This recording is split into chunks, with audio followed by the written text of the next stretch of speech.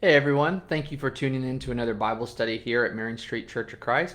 Let's go ahead and open our Bibles to the book of Ezra. We're going to be in chapters 5 and 6 tonight.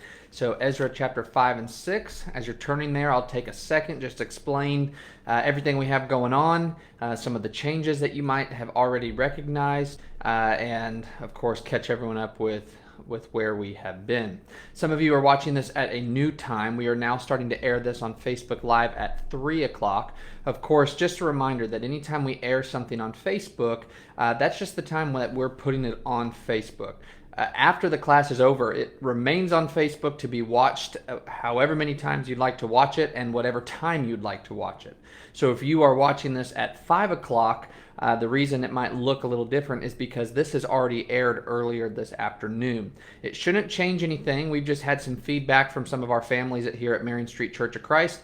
Since we are not meeting in person, 5 o'clock is kind of a difficult time, especially for young families with children. We're trying to get dinner on the table, a lot of distractions going on, so it's hard to sit down and watch Bible study at that time. So we decided just to move it back a little bit. So those who want to watch it at 3 o'clock, it will be there, it will be ready. A lot of our young families have kids napping, and that way it's available for them at that time. But also, if you're used to watching it at 5 o'clock, then you can continue to watch it at 5 o'clock. And of course, as the week goes on, we do have people who can't watch it until Monday or Tuesday or Wednesday. That's totally fine as well. Once the video is on Facebook, it's there to stay. So you could be watching this at any time, and we are thankful for that. Go ahead, no matter when you are watching this, you can like and you could share this post. That lets people find it as they go on throughout the week. You can go ahead and comment. Let us know that you are here watching with us. I monitor all these comments, not just while it's airing live, but also throughout the week. And so if you do leave a comment, have a question, we can still get back to you and we can answer that question for you to the best of our ability. More changes will probably be coming soon. We're trying to air this in as many different ways as possible. In fact, this is the only worship service, our Sunday night is what we are calling it, our Sunday night worship service, our Sunday night Bible class. It's the only one that we're not doing in person. So there might be some future changes. We're trying to broaden our horizons, not just on Facebook Live, but also on YouTube. So this video might get pushed over to YouTube, but it will always be shared here on Facebook as well. And so we'll make sure it's available in every way, shape, and form imaginable, and we'll make sure that you continue to get the Bible studies that so many of you have come to expect here from Marion Street Church of Christ. And so just be looking out for those changes. And again, I'll do my best to update everyone on our Facebook pages, and if you're a member at Marion Street, we'll get you through your email so that you're aware of all those changes as well. So just some different things coming over the next several weeks. You know, it's so interesting because when we started this pandemic, we were all just kind of running around trying to do our best, trying to figure out what the best way to get all this content out was, and it was kind of thrown together all last minute. We were all thrown in that situation. But it looks like some of these things are here to stay. And we have to be willing to adapt. We have to be willing to change, as it looks like some of these things are going to be long term. Even when this congregation goes back to meeting in person on Sunday nights, we will continue to have our Bible classes on Facebook and on YouTube. We will continue to document those for you, but we want to make sure we're doing it the best way and reaching as many people as we possibly can. Even when we go back to in-person Bible studies, we still have some ideas on how to record some videos, some daily devotionals that won't be part of our Bible class curriculum here at Marion Street Church of Christ, but more just some daily videos or just a couple times a week, some videos we can put on here so that you can get just a little extra content. So we're trying our best to think of new ways and better ways to reach you, to reach more people, and to have that content available. So that took a couple minutes to explain. I understand, but thank you for bearing with me. And again, we'll keep everyone up to date as we move forward with some of those changes. Let's get to the book of Ezra. I had you open up to the book of Ezra chapter 5. The last couple weeks, we started the book of Ezra. This is now our fourth class. We went through a little introduction of Ezra and Nehemiah. Then we went through chapters 1 and 2, and then chapters 3 and 4. We're doing about 2 chapters a week. That will put us on track to finish Ezra and Nehemiah by the end of our first quarter here at Marion Street Church of Christ. And so if you remember where we left off in chapter 4, The temple is being rebuilt. The children of Israel have left captivity. At least one group has left captivity from Babylonian captivity, which then turned into Persian captivity. But Cyrus was allowing people to go back to their hometown and instructed them to rebuild their temple and rebuild their lives in their hometown of Jerusalem. Well, in chapter 4, that work was stopped under Xerxes and Artaxerxes. I know that gets a little confusing to follow some of the world history with this and some of these leaders who we might not know much about. But basically, the surrounding territories were watching Israel rebuild their town and rebuild their temple. And what they did was they wrote a letter to the king of Persia at the time, and they said, you need to go back into your history books and you need to look at the kinds of people that the Israelites are. They're dangerous, they're pesky, they led rebellions, they only believe in their one God, they don't believe in your gods. I mean, so they were really trying to paint the Israelites in a bad light and said, if you want to protect yourself, you will stop them from building their temple and regaining their power. And so that's exactly what was done. So at the end of chapter 4, where we left off last week, we do see that the work on the temple has stopped. And that's where we kind of just left it. And we looked at just some personal applications. We're always going to have some surrounding people trying to bring us down, trying to stop us from serving God. That doesn't mean we should stop. We keep persevering. And that's what we're going to see today in chapter 5. We're going to see the perseverance, because in chapter 5, the work is going to continue. The work is going to resume. I would also like to mention, since we are in the beginning stages of this class, the first couple weeks, and we do have more people tuning in every week listening to these classes for the first time, which we're very thankful for, we're not going verse by verse. We're going a little more topic by topic, trying to just get the general idea of what these books are trying to tell us and represent. And I'm going to leave the reading verse by verse up to you. Hopefully you've done the homework. You've read the chapters beforehand. Like I've mentioned every week, we're doing 2 chapters a week. So you know next week you're going to read chapters 7 and 8. But maybe you want to listen to the Bible class first and then go read the chapters after. So we're going to go over 5 and 6 tonight, just some thoughts from them and the kind of look at the thoughts behind them. And then you can go read verse by verse later on your own time. But anyways, I just like to catch everyone up with so you know what we're doing. We're not going to sit here and read everything. We just don't have the time for it. But you do notice in chapter 5 that the work is going to be resuming. The temple work had stopped, and now they're going to start it again. But 2 names come up that are going to be familiar to us. And that is in verse 1. It says, when the prophets Haggai the prophet and Zechariah the son of Iddo prophesied to the Jews who were in Judah and Jerusalem in the name of God of Israel who was over them. And then it goes into talking about Zerubbabel and Jeshua. They arose and began to rebuild the house of God, which is in Jerusalem, and the prophets of God were with them, supporting them. So here you have 2 familiar names, Haggai and Zechariah. 2 prophets that are in our minor prophets towards the end of our Old Testament, and their job was to prophesy to the children of Israel, and they were encouraging them when the work had stopped. Haggai especially encouraged them to continue to build the temple, to continue to kind of get out of their mindset of everyone's against them and their woe is me mindset and get up and finish. And so it's interesting here that Ezra recounts that those 2 prophets, not only did they prophesy, but they were there to encourage, they were there to help in the work, they were there to help rebuild, along with Jeshua and Zerubbabel. Zerubbabel, remember, was the one that really, he became the leader and led the people back, that first group back from captivity. And so here they are now being encouraged to get up and to get back to work. And we'll have more to say on that in just a moment.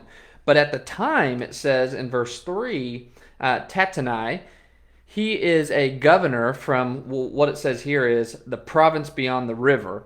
And what that most likely means is some province of Persia. That's kind of how they referred to beyond the river, probably beyond some people would say the Jordan, most likely the Euphrates River. And so this was the province beyond the river. And Tattenai, who came and he started looking at the work that was being done, he thought, wait a minute, I thought the work was supposed to be stopped. And so he goes and he gets other governors and they come to the elders of Jerusalem and he says, who issued you the decree to rebuild this temple and finish this structure? It says in verse 3.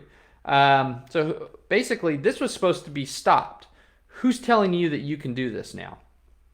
And the Israelites and the elders of the Israelites basically said, our God told us to do this. Our God told us that we need to rebuild his temple.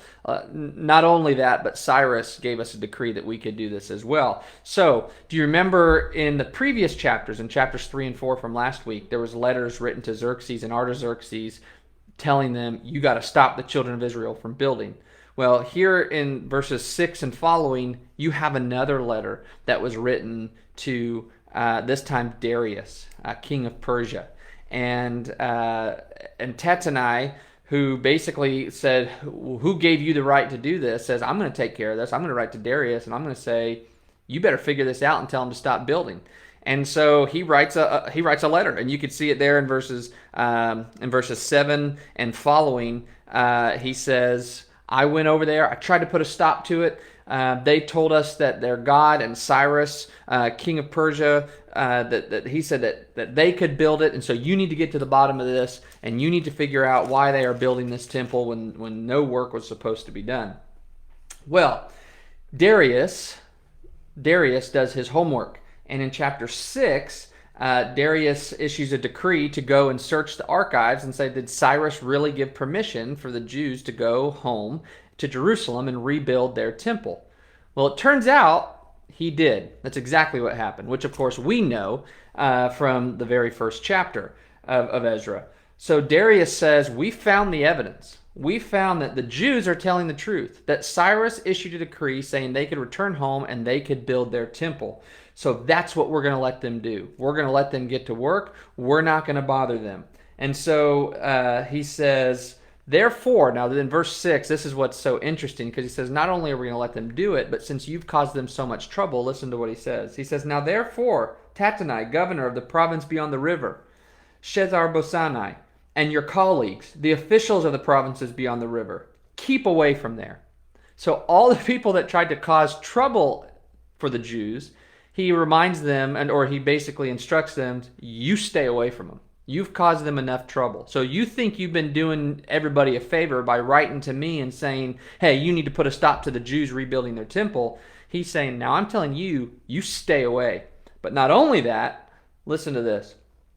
He says, leave this work of the house of God alone. Let the governor of the Jews and the elders of the Jews rebuild the house of God on its site. Moreover, so also I issue a decree concerning that you are to do for these elders of Judah in the rebuilding of the temple of God. The full cost is to be paid to these people from the royal treasury out of the taxes of the provinces beyond the river, and that without delay. So he says, now I'm going to issue my own decree. Cyrus issued the decree saying they could rebuild their temple. He says, I'm going to issue my own decree that you're going to pay the full cost of whatever it cost them to build this temple, and you're going to pay it out of your own taxes. How would you like that? He says, you've caused these people a lot of trouble. You thought you were doing something so good. Like, keep your nose out of their business, and now as a punishment, you're going to pay out of your taxes. You're going to pay for their building to be done. And you're going to do it without delay. He says, also, whatever is needed, all the rams and the goats and everything needed for offerings, you're going to give them so that they can offer acceptable sacrifices to God. He says, I'm going to issue a decree that anyone who violates this edict, that timber is going to be drawn from their own house and you will be impaled on it. So if you try to stop them in any way, we're going to go take wood from your house, since you've stopped them from building the house of God, and we're going to impale you on your wood, and we're going to turn your house into a heap of ashes, he says. And so it was kind of a very nice, can I say it like this, an in-your-face moment to these people who tried to stop the work. Darius says, anyone who tries to stop this work, you're not going to like what happens to you. Oh, and you're paying for it. Very Donald Trump-esque, right? Anyways. So they go and they do, it says in verse 13 that they do just as Darius says. You don't want to mess with Darius. So the rest of the chapter is now this great, I think, monumental occasion in the children of Israel's history that they are now finishing the temple, and they're now rededicating the Levites and the priests to work in the temple. They offer the temple and dedicate the temple back to God in verses 17 and 18. And then they start to observe the Passover in verses 19 and through the rest of the chapter. in chapter 6. They observe the Passover. They observe not only the Passover lamb, but they observe the Feast of the Unleavened Bread for 7 days. And now they're starting to get back into what God intended them to do and what God intended them to be as a people. This is, I think, just huge for the children of Israel, and it's monumental for us just to understand what is going on here. That you have God sending help and sending these prophets to help encourage them, and sometimes we need those kinds of people in our lives. You have Haggai and Zechariah who came and it says encouraged and supported them in the building of this project. Sometimes we need people to help us and encourage us throughout our own building of our spiritual lives. And so find someone and surround yourself with people who will encourage you along the way. But also, I said we'd come back to this in a minute. Notice that you had a group of people, a large group of people, even the king of Persia at the time, telling them to not build the temple. But yet here they were, and they decided to do it anyways. And I think that's so awesome, because we have a world, we have a society that's telling us to stop serving God, to stop doing what God wants you to do. Why would you follow the Bible? Why would you do these things? Why would you follow these ancient words? But do it anyways. Do it because you know it's the right thing to do. Serve God, love God, and follow His commandments. And do it because you know that's what God expects out of you. No matter how many people will try to stand in your way, no matter how many people will try to shut you out and shut you down, do what God wants you to do. And that's what you saw these people doing. You saw them trying to build the house of the Lord because that's what was most important. And no matter how many people wrote letters to the kings, no matter how many people tried to put a stop to it, God's plan will always work out. It might not work out in our lifetime. It might not work out immediately. Notice they had to go through a couple regime changes to get to Darius, who was able to finally use his senses and say, well, wait a second. Cyrus did tell them they can rebuild it, so now I'm going to send out a new decree. Not only can they rebuild it, but I'm going to make you pay for it.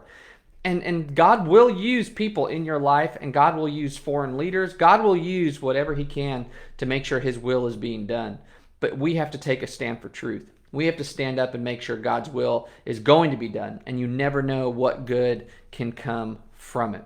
And then also just the remarkable scene of rededicating the temple to God. Sometimes it takes us having to take that stand and rededicate ourselves to the Lord and our lives in service to Him. So maybe you are listening to this Bible class tonight and you've kind of taken the last year off. Well, use this time to rededicate yourself to service of the Lord. Use this time to rededicate yourself to love Him, to honor Him, to get back into His Word, to read His Word, and to find out what He wants from you. And then do it, which is what we saw in the last several verses, that they were finally able to start keeping the Passover again and the Feast of the Unleavened Bread. They were finally able to offer the sacrifices they needed to offer on behalf of not only individuals, but the entire nation.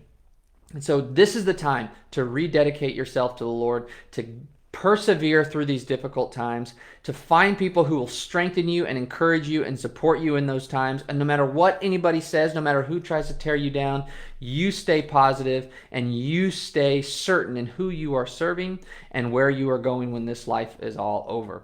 The class tonight was short, I understand, but I think the message is clear. The message is simple and the message is powerful. So I hope that helped you this week. I hope that you can share this so that it can help other people as well. And I hope that you can continue to get your life on the right track and be on the right track. And if we can help you in any way, please let us know. And we look forward to seeing you next week.